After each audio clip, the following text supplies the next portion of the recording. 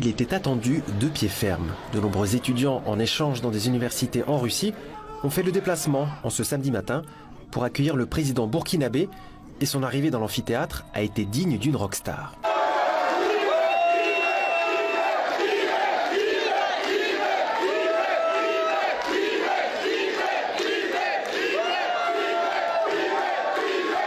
C'est tout d'abord le vice-ministre de l'Éducation qui a pris la parole, avec pour commencer une bonne nouvelle pour les étudiants burkinabés en quête de savoir.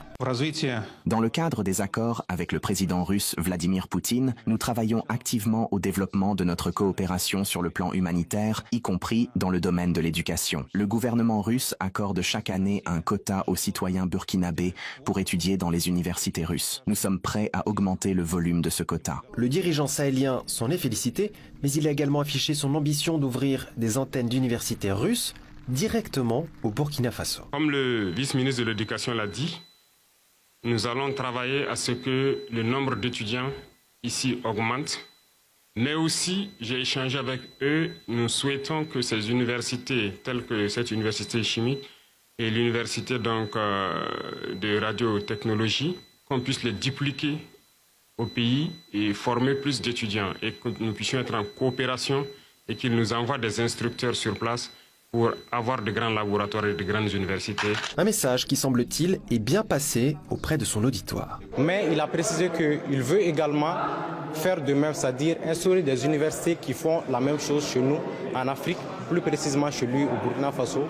Pour moi, c'est très important parce que il faut savoir que si on avait des universités comme ça, aussi performantes chez nous, on n'allait pas se déplacer pour venir jusqu'en Russie pour obtenir cette formation-là. Le fait que de dupliquer la coopération burkinabé entre Burkina et la Russie permettait aux étudiants burkinabés, surtout africains, de pouvoir mettre en pratique les théories que nous avons fait. C'est vraiment un continent et nous sommes à la quête du savoir et de développer notre pays. Nous sommes là, c'est pour apprendre et mettre en œuvre nos connaissances qu'on a acquis au pays, servir notre pays. Ibrahim Traoré, juste avant son départ, a également tenu à s'adresser à ses étudiants africains en leur donnant quelques conseils au passage. L'Afrique est le berceau de l'humanité, mais l'Afrique a beaucoup de retard à rattraper. C'est pas impossible, c'est bien possible. Vous vivez ici, vous voyez, comme moi, tout ce que vous voyez. Et c'est bien possible chez nous aussi. Il faut croire, il faut travailler.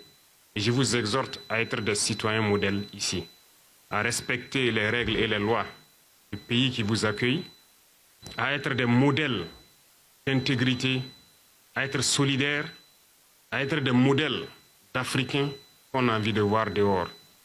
La discipline et l'ordre que vous voyez ici, vous devez pouvoir montrer plus.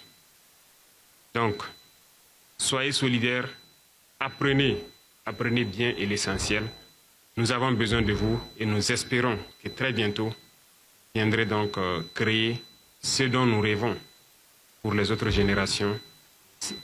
Apprendre à ces générations ce que vous avez appris pour qu'ils soient meilleurs que vous.